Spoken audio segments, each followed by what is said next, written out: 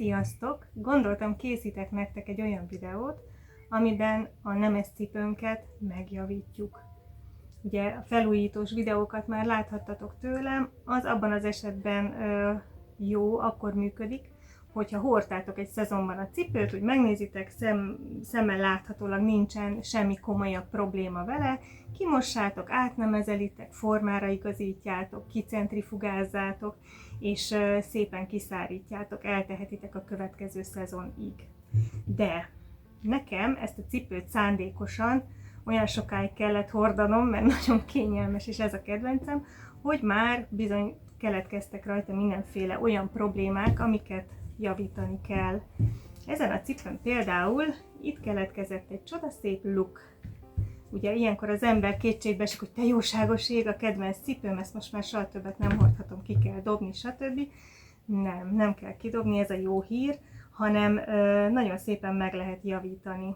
Az első feladatunk az lesz természetesen, hogy ezeket a cipőket berakjuk a mosógépbe, egy gyapjúprogramra, és ezt semmiképpen ne hagyjátok ki, mert amikor szedjük majd le a talpat, látványosan nagyon sok kosz, por fog belőle kijönni, hiszen ez egy textilcipő, és ez azért belemegy ugyanúgy, mint ahogyan egy vászoncipőbe szokott, tehát a sok por az benne reked.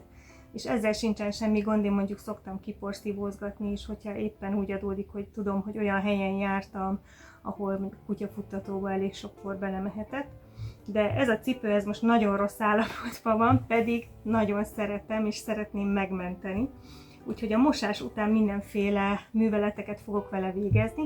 Azzal fogom kezdeni, hogy leszedem a talpat, átnemezelem az egészet újra, meg fogom varni a lukat rajta, és miután megvartam és átnemezeltem, utána ebből a csodaszép kék bőrből, ami amúgy illik a színéhez, most nem látszik, mert annyira koszos, de hogy ebből a szép kék bőrből fogok egy sarok erősítőt rá varni, hiszen pontosan ezt akarom megkímélni, ezt a részt, itt hátul a sarok részen. Ha luttal betétet hordasz, akkor könnyen előfordul, hogy a cipő éle kivágja a nemezt, ezért már érdemes akkor is bőrt rakni rá, amikor eleve rávarjuk a talpat.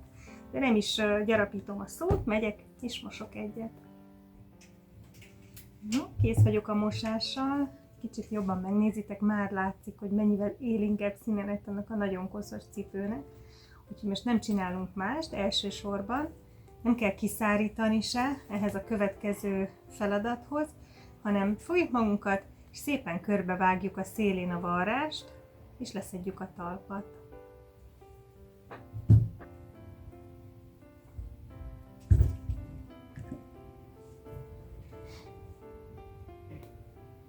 Szépen körbevagdosom egy hegyes és éles ollóval a cérnámat. Ezzel megyek végig körbe, és akkor nagyon egyszerűen le tudjuk venni a talpat.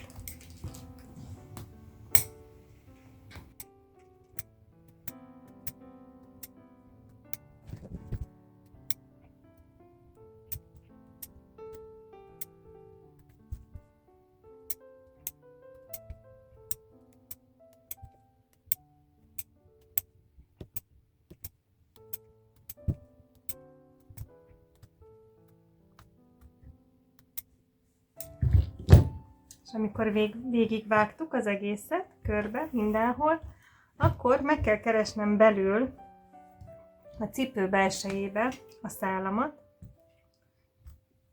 és meg kell próbálni kihúzni azt teljesen. Ha nem tudjuk körömmel vagy kézzel meghúzni, akkor alá lehet nyúlni ollóval, vagy hogyha van egy vastag horgolótű, az is nagyon jól használható erre a célra. Megfogjuk a szálat egyszerűen, és végighúzzuk a cipő belsejében.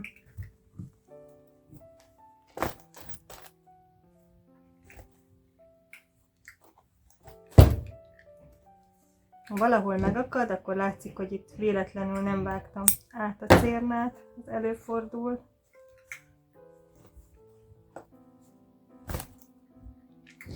Mindig vannak olyan szálak, amik egyben maradtak.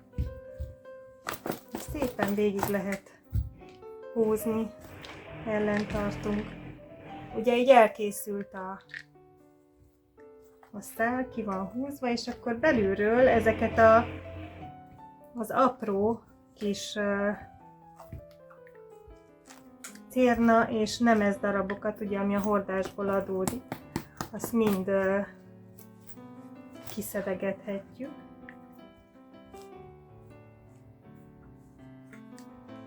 A cipőnk külsején is találhatunk még ilyeneket. Érdemes egyébként egy csipesszel is próbálkozni, még az is segíthet a szálaknak a kiszedegetésébe, ha éppen nem tudjuk őket jól megfogni. És ezek után már semmi más dolgunk nincsen a talp leszedésével kapcsolatban, mint megfogni, és szépen leszedni róla a cipőtalpat. Ugye látszik, hogy itt az Eva is rá van ragasztva még a talpra. Én ezt is ilyenkor leszoktam szedni, mert ezek után még ugye ahol varni kell esetleg, vagy javítgatni, ott még lehet rajta dolgozni, utána jól kimosni és átnemezelni. Úgyhogy mást nem kell tennünk, mint a másik cipőnkkel is ugyanezt végigcsinálni.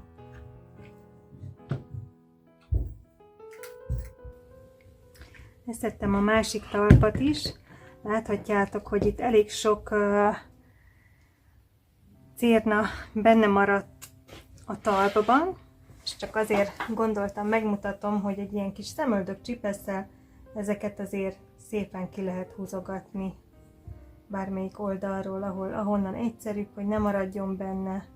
Ezt is le kell tisztázni szépen. Van, amelyik kijön úgyis, hogyha megfogod, de van, amelyik egy kicsit jobban bele van szorulva, vagy valahol maradt egy kis csomó rajta. Így. Szépen leszedegetjük.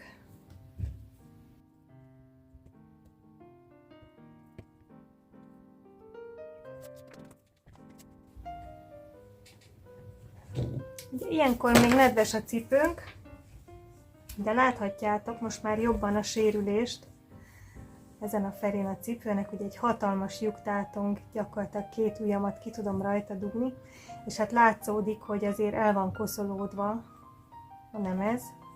A tetejéről viszonylag jól sikerült kimosni a mosógépnek a szennyeződéseket, de azért még van mit rajta tisztítani.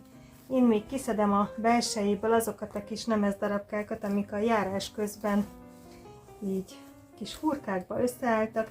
Ez nem okoz kényelmetlenséget hordás közben, hiszen a lábunkhoz idomul a cipő. No, úgyhogy most egy kis takarítás következik, és mutatom a következő feladatot. Mindenek előtt a nagyobb sérülésekkel kell kezdenünk a cipő felújítását. Tehát mindamellett, hogy itt az anyag sérült, amellett még nagyon el is vékonyodott itt a sarokrészen, úgyhogy én mindenféleképpen ponttöltésekkel fogom ezt a cipőt megerősíteni, és a lyukat befoltozni. Szükségünk lesz cérnára és tűre.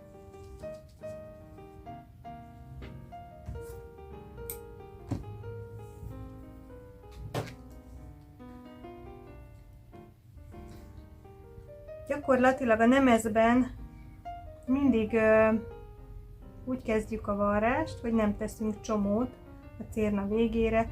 Aki látott már tőlem hímzős videót, vagy volt nálam, az tudja ezt, vagy aki már hímezgetett, vagy varrogatott nemezre, az is tudhatja. Hanem az első öltésnél csak beöltök, meghúzom a végét egy picit be az anyagba, és ugyanoda öltök vissza, ahol kijött a szálam. És addig öltögetek így, amíg már szépen megtartja az anyag a cérnámat. Ezek után elkezdem szépen összeöltögetni ezt a lukat, amit ugye kijártam itt az elmúlt időszak alatt. Ide-oda öltögetek, csak az anyagban. Mindig ugyanoda öltök vissza, ahol kijön a cérna. Egy idő után ez a luk teljesen el fog tűnni.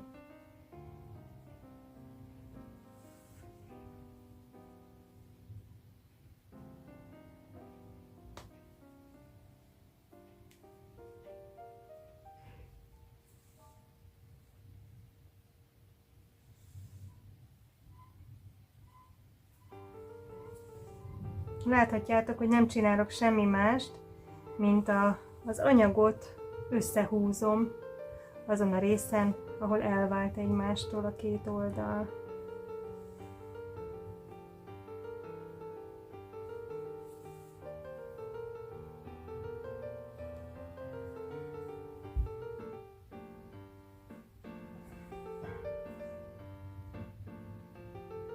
Itt egyre vékonyabb az anyag, lehet, hogy látható is, hogy már szinte csak a gyapjú látszódik. Nem megyek a cipő belsejébe, csak összehúzom az anyagot. Lehet nagyobbakat is ölteni. Mindig ugyanoda öltök vissza. Amikor már effektív eltűnt a lyuk, akkor pedig elkezdem szépen megerősíteni az anyagot, szintén pontöltésekkel, ide-oda öltögetve.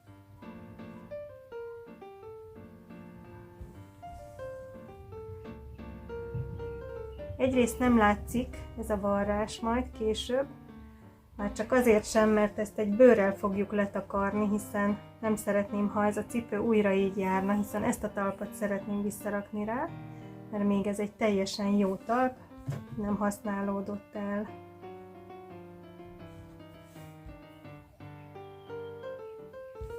Ezt így szépen ide-oda öltögetve folytatom, hosszasan, amíg az anyagon megerősödik, és a lyuk eltűnik.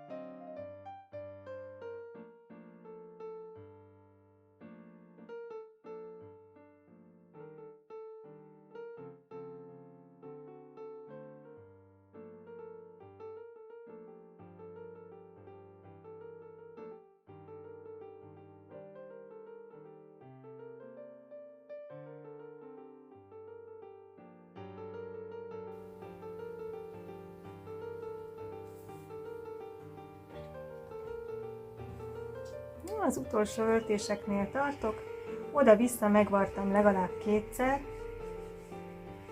Ugye érzem is rajta, hogy mennyire megváltozott az anyagnak a szerkezete, sokkal erősebb lett, nem pedig nem érezhető rajta az anyag gyengülése, elvékonyodása.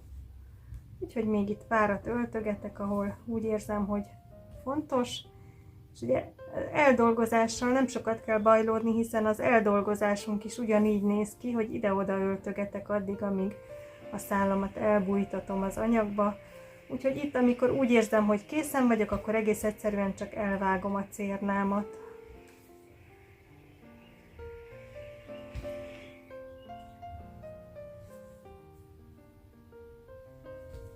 Mondjuk most eljött a pillanat. Elvágom a cérnát. Most az látszik, hogy azért itt egy kicsit csúcsos lett ez a rész, ahogy összehúztam az anyagot. Így is meg lehet dörzsölni, egy kicsit lesimítani, viszont mivel ez a cipő még nekem egy kicsit koszosnak tűnik, meg viseltesnek, ezért újra vízbe fogom mártani, és jó szappanos kézzel el fogom dolgozni rajta ezeket a varrásokat, illetve még egy kicsit meg is tisztítjuk majd az egészet. Megnézem közben a másik cipőt is, hát ha az is varrásra szorul, de ennek elegendő lesz csak az átnemezelés. Úgyhogy most hozok vizet. Jó meleg víz, nájlonkesztyű,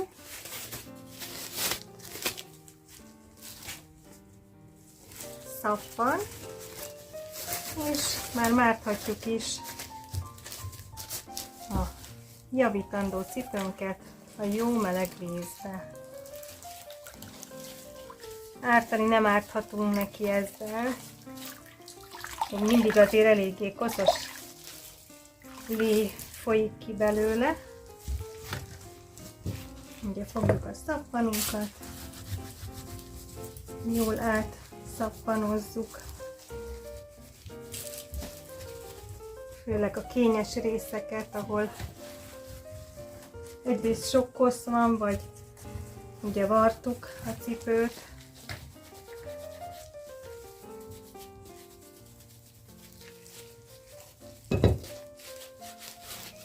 Jól átdörzsöljük. Itt szokott nagyon sok kosz összegyűlni az orrrészen, főleg, hogyha valaki egy kis varrást tett oda, szűkítő varrást, ott nagyon meg tud rekedni.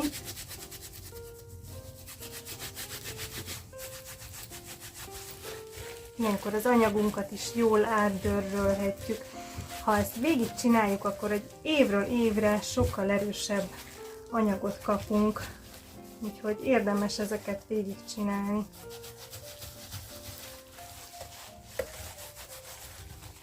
Belülre is tehetünk szappant, hiszen a por a cipőnk belsejébe is bele szokott menni.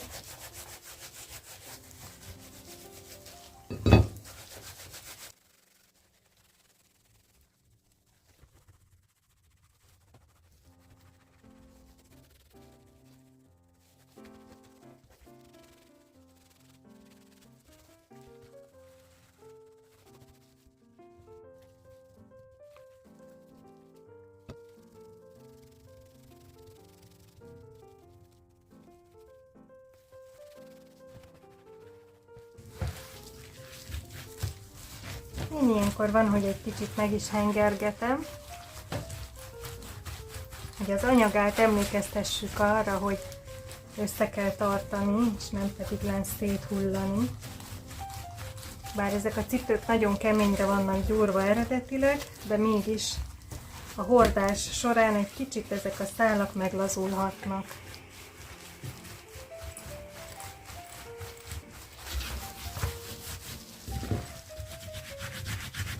Jó, kicsit kimossuk.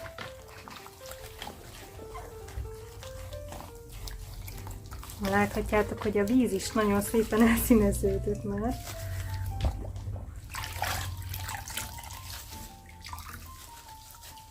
Ezért is mondtam, hogy mindenféleképpen fontos, hogy előzőleg mosógépbe kimossuk, mert így kevesebb kosz marad a nemezeléshez.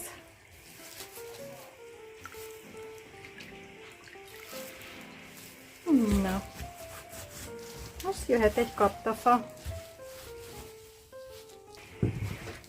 De ilyenkor mindenki a saját méretének megfelelő kaptafát válasszon, vagy a saját lábra is rá lehet simítani, rádolgozni a nemezcipőt.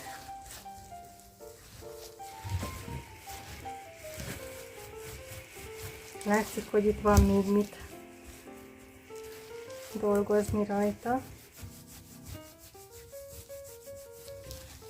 Kicsit kitágult az anyag, úgyhogy ilyenkor jön a rásimogatás.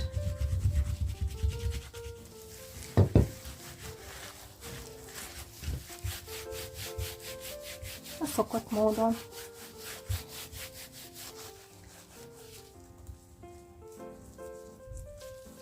Ilyenkor, ha látjuk, hogy a kilazultak a bolhák vagy ringlik, azokat is meg lehet természetesen erősíteni a száradás után. Kicsit jobban beleütni vagy belenyomni.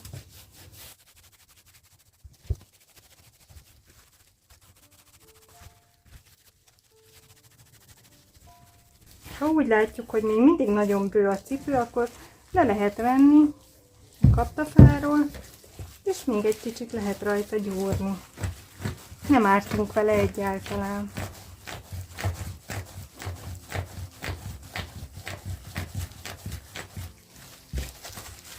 Ezt érdemes mondjuk nájlonkesztyű nélkül tenni, mert csúszik a kezünk a szappannal.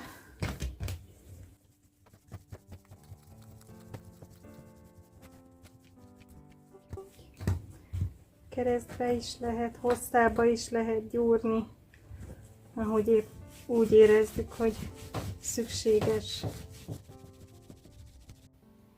Használhatjuk a jól bevált gyúróeszközeinket,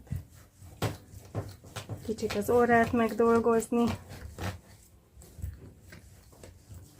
Ugye ezzel az orrszűkítő fával mindig úgy dolgozunk, hogy a jobb kezünkkel forgatjuk előre-hátra, a bal kezünkkel pedig rányomva a cipő orrát szintén sodorgatjuk. Nagyon szépen be tudja szűkíteni a kitágult részeket. És közben milyen szépen kitisztul. Láthatjuk, hogy már nem annyira koszolódik. Na, próbáljuk meg. Ismét. Aha, lényegesen jobb lett a helyzet. Kezem is jó szöszös már. Igen. Most már tényleg csak nájlonkesztyűvel rá kell simogatnunk egy kicsit, és meg tudjuk adni a cipőnek a formáját.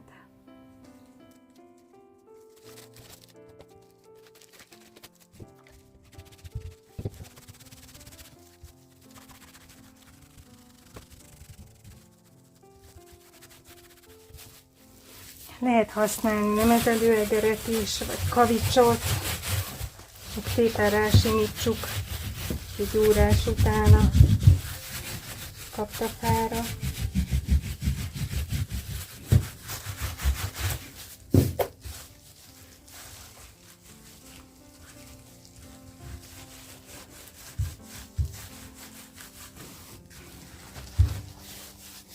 Szerintem ez most már nagyon jól néz ki. A luk is eltűnt.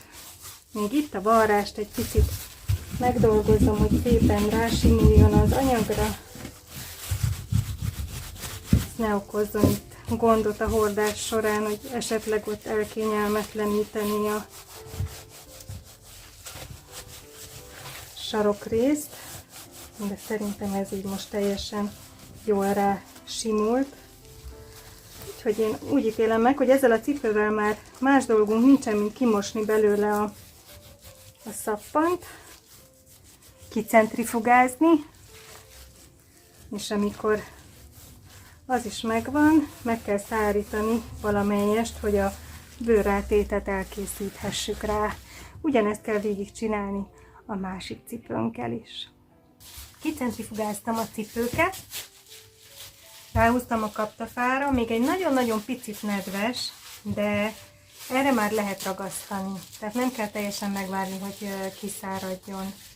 Elkészítettem a bőrrátéteket, ami azért néz ki ilyen érdekesen, mert én ezekre a cipőkre régen még egy kis logót vartam, és ezeket a sarok megerősítő bőröket majd úgy szeretném rá helyezni a sarokrészre, hogy ezek a logók is ott maradhassanak a helyükön.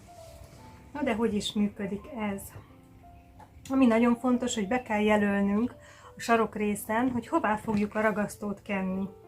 Úgyhogy én ezt úgy szoktam, hogy mindig bepozícionálom a sarok csúcspontján, középen a bőrt, hogy hova szeretném majd illeszteni, és egy krétával berajzolom a helyét.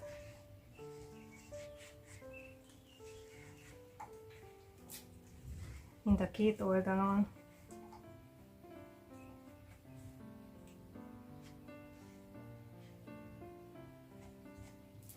Így. És ami nagyon fontos, hogy a talpnak a sarok részére is kell ragasztót kenni. Azt bejelölöm a másik cipőn is. Közben ez a csörgő hang, amit hallotok, ez Panni, a kutya, aki egy nagyon hangos játékkal játszik elalvás helyett.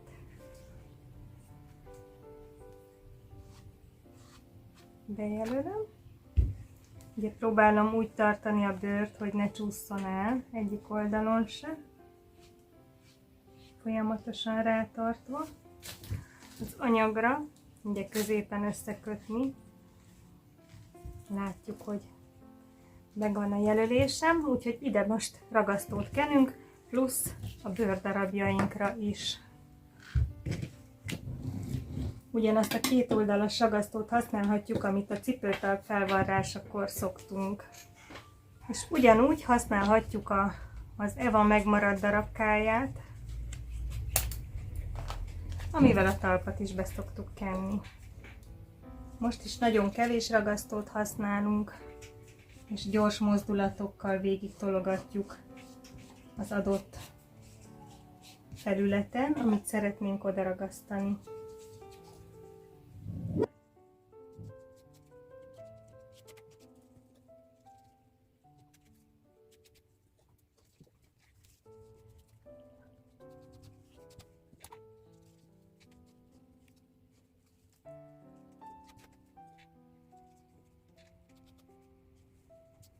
Ami fontos, hogy amikor a nemezre kenjük a ragasztót, akkor mindig a felrajzolt krétavonalunktól menjünk az anyagba, hogy ne kerüljön a ragasztó a krétavonalon kívülre.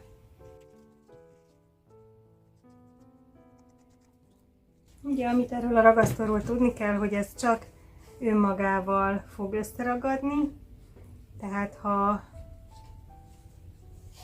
rákenjük egy felületre és azt letesszük az asztalra száradni, nem fog oda tapadni, csak egy másik beragasztózott felületre, úgyhogy a ragasztózott oldalát is nyugodtan rátehetitek az asztalra.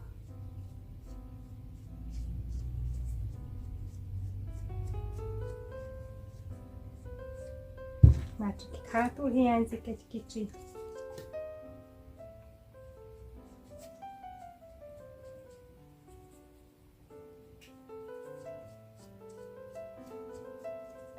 Mindenhová jusson. És kész is van. Most a másikkal ugyanezt megcsinálom.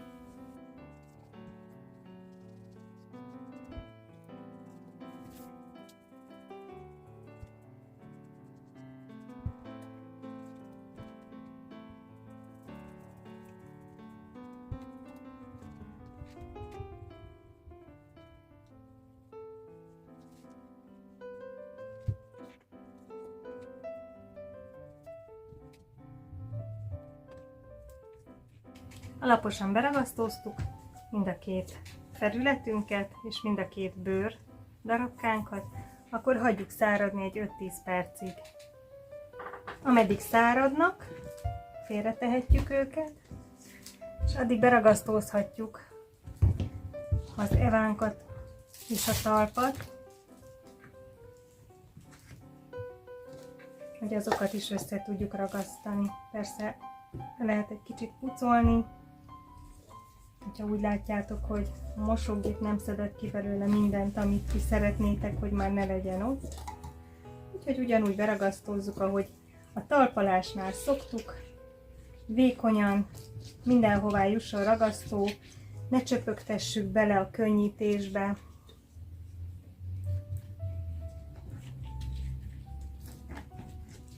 Kenjük át mindenhol. Ugye a talpakat is, és az Evát is.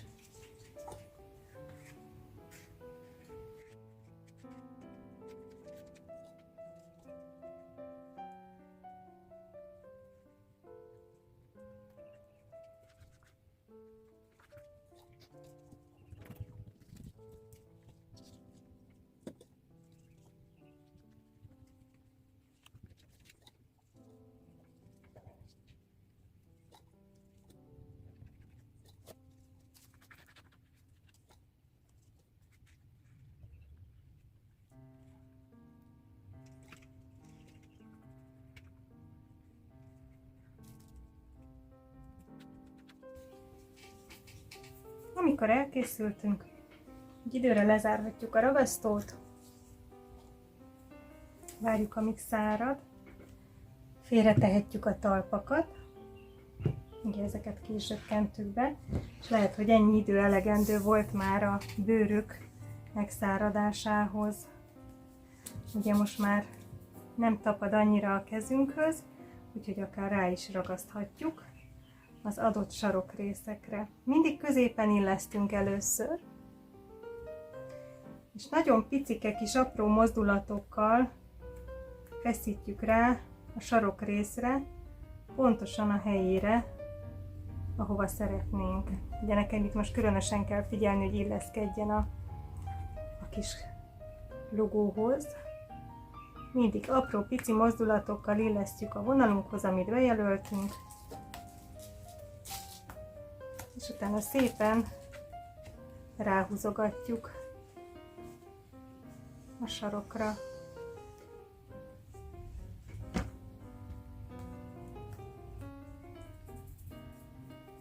Nem árt, hogyha van egy csontkésünk, azzal nagyon szépen rá lehet simítani a kényes részeken. Érdemes puha lyuknappa bőrt választani, mert azzal sokkal könnyebben tudunk dolgozni.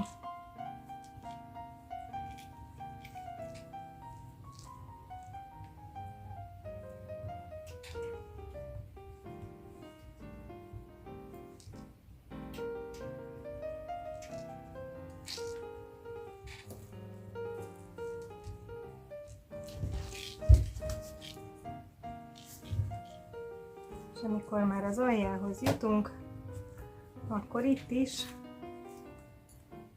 pici kis apró ráncokat készítünk, amiket majd később le tudunk vágni az adott részekről. Ne lepődjünk meg, hogyha meggyűrődik a bőr, hiszen ez egy puha anyag, amire rádolgozzuk, de a végén egy kicsit át lehet majd vasalni, hogyha nagyon nem szeretnénk a gyűrődéseket.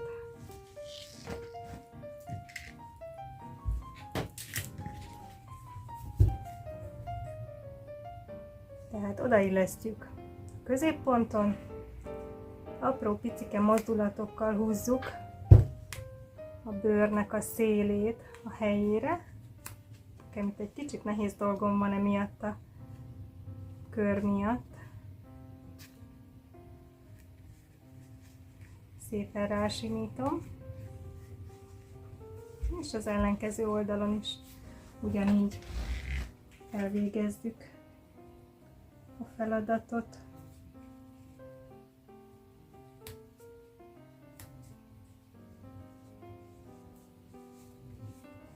Szépen rásimogatva.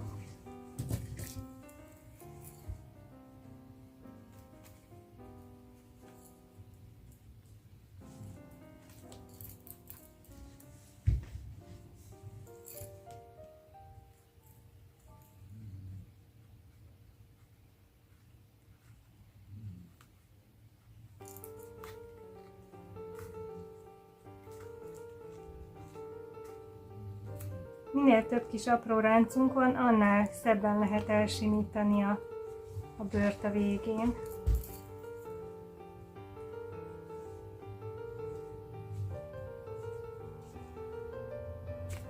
Ugye nekem a talp is kedvez, hogy ezeket a gyűrődéseket eltüntessük, hiszen egy kicsit emelkedik a sarokrészen a talp szegélye, ami majd segít abban, hogy ezeket itt szépen elkendőzzük.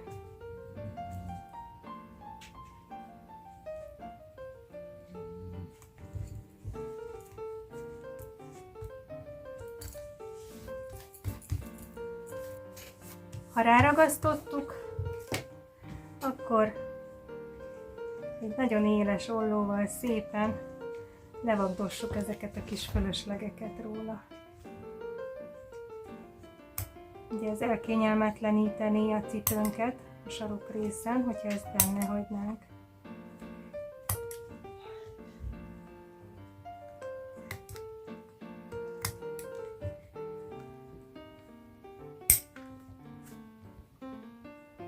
Addig csináljuk, amíg már mindenhol szép egyenletes réteget kapunk.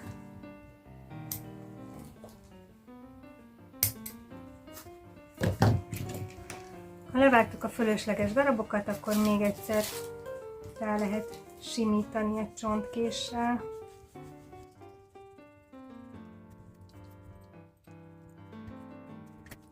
De ne feledjük, hogy a cipőnknek a bőrre rátéríte sem csak ragasztva lesz, hanem kap egy varrással történő megerősítést is. Jöhet a következő.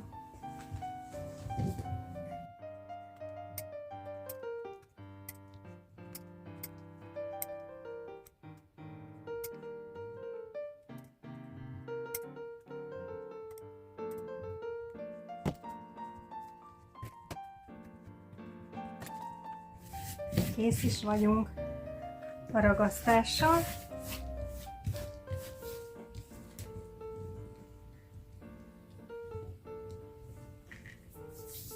Közben megnézzük, hogy szárad a talp és az ava, de az még eléggé nedves, még ragad a kezünkre, úgyhogy addig megmutatom, hogy hogyan kell a bőrt rávarni a sarokra.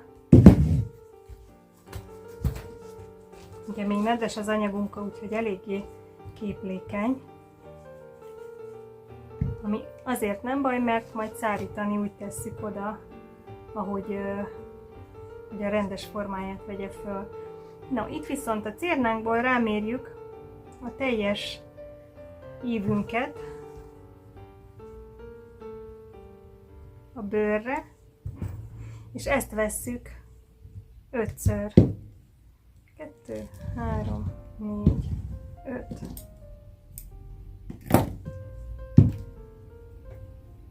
Elfelezem. A felénél lesz egy pici hurok, és elindítom az öltéseimet. Ugye a sarok belső részén kezdek ölteni, beöltök a bőr szélétől olyan 2 mm-re. Ezt a hurkot, amit a cérna felénél kaptam, ráakasztom belül a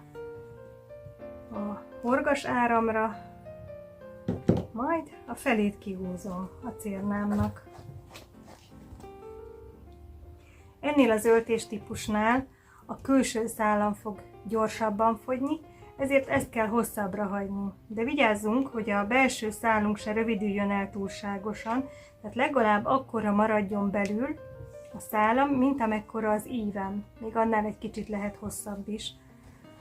És ez azért van, mert a külső szálamat rendszeresen be fogom húzni a belső oldalra. 5 mm-re van a következő öltés, készítek egy kis hurkot a belső szálból, kihúzom a külső oldalra, áthurkolom a külső szálamat, behúzom a belsőt, egy picit jobban behúzom, és a külső szálat egy kicsikét megrángatom, mert hogyha túlságosan behúzódik a külső szálnak, az az eredménye, hogy belül egy picike csomócska képződik az anyagban, ami elkényelmetlenítheti a cipőt.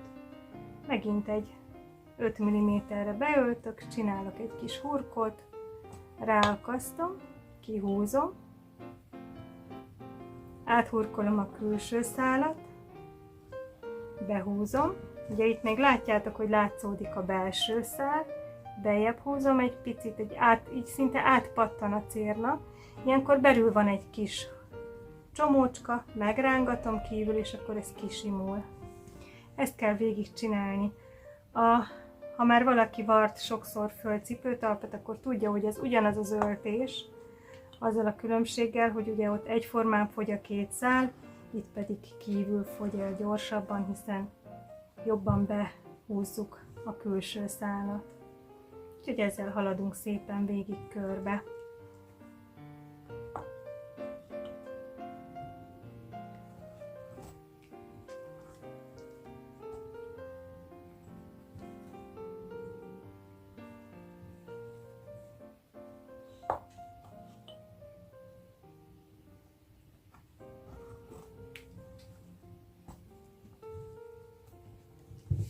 Körbeértem a varrással, látjátok milyen szépen mutat a kéken ez a kis bérszínű cérna.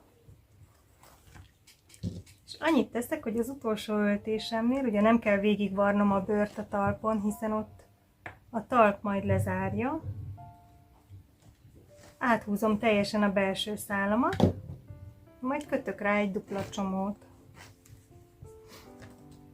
Úgy, hogy lehetőleg a csomó az utolsó lyukhoz sikeredjen. Amikor ez megvan, akkor a tűvel beöltök az anyagon keresztül a bőrhöz úgy, hogy a lyukon ki tudjak jönni a horoggal. Ráakasztom mindkét szálamat, és szépen behúzom az anyag belsejébe mindkettőt, úgyhogy a csomó is eltűnjön, le tudom vágni a cérnát, és szépen eldolgoztuk az öltéseinket. A másik bőrt ugyanígy kell felvarni. Felvartuk mind a két bőrt a sarokra, szerintem nagyon szép lett. Addigra megszáradt a ragasztó a cipőtalpakon, illetve az eván, úgyhogy ezt is beillesztjük szépen a helyére. A Tündéri Portékák YouTube csatornáján van fönt egy videó kompletten a cipőtalp felvarrásáról, illetve a cipő megtalpalásáról, a nemes cipő megtalpalásáról. Az alapján vissza tudjátok varni a cipőtalpat, és én is ezzel fogok foglalatoskodni. Ugye nagyon fontos, hogy a bőr, amikor rákerül a sarokra, ott is be kell jelöljük, hogy hová kerül majd a cipőtalpunk. Körbe kell rajzoljuk egy krétával mindenhol. És ha körbe rajzoltuk, akkor még egy belső kört is kell rajzoljunk, ami megmutatja azt, hogy a ragasztó hova kerüljön a nemezen. Így elkerülhetjük azt, hogy a ragasztót kikenjük a talpon kívül eső részre. Így láthatjátok, hogy erre a területre kerül majd csak ragasztó, illetve ugyanúgy be kell ragasztózzuk az evát is, és amikor megszárad a ragasztó mind a két felületen, összeragasztjuk, és ugyanúgy felvarjuk, ahogyan a videóban mutatom.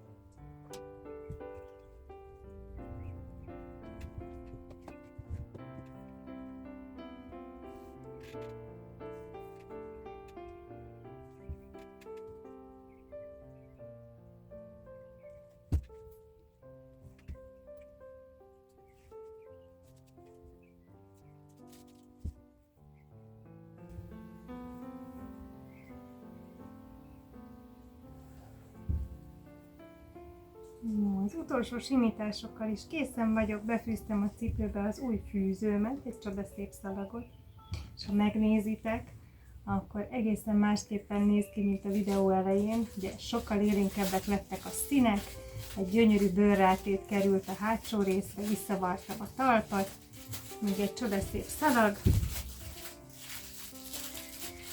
és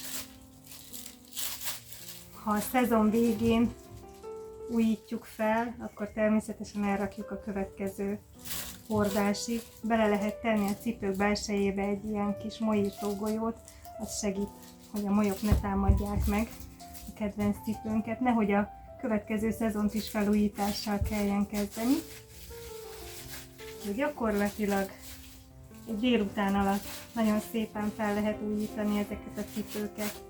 Hogyha eddig nem mertél egyedül belevágni, akkor csak is arra bátorítalak, hogy fogjatok hozzá, mert szerintem megérdemlik ezek a cipők, ha már annyit dolgoztunk vele, hogy újra hordható és szép állapotba kerüljenek. Ráadásul így nagyon fenntartható ez az anyag, hiszen az emberek, ha egy cipőt elhordtak, kidobják, újat vesznek, ez viszont évekig tökéletesen szolgál majd titeket. Köszönöm, hogy figyeltetek rám egy kicsit. Ha esetleg egyedül nem vállalkoznátok mégis erre a feladatra, akkor szeretettel látlak titeket a műhelyben egy-egy ilyen cipőfelújítós hétvégén, de én arra bátorítalak titeket, hogy próbálkozzatok vele egyedül. További jó alkotást kívánok! Nagyon rendes vagy, Panni, hogy csak egy kicsit csörögtél.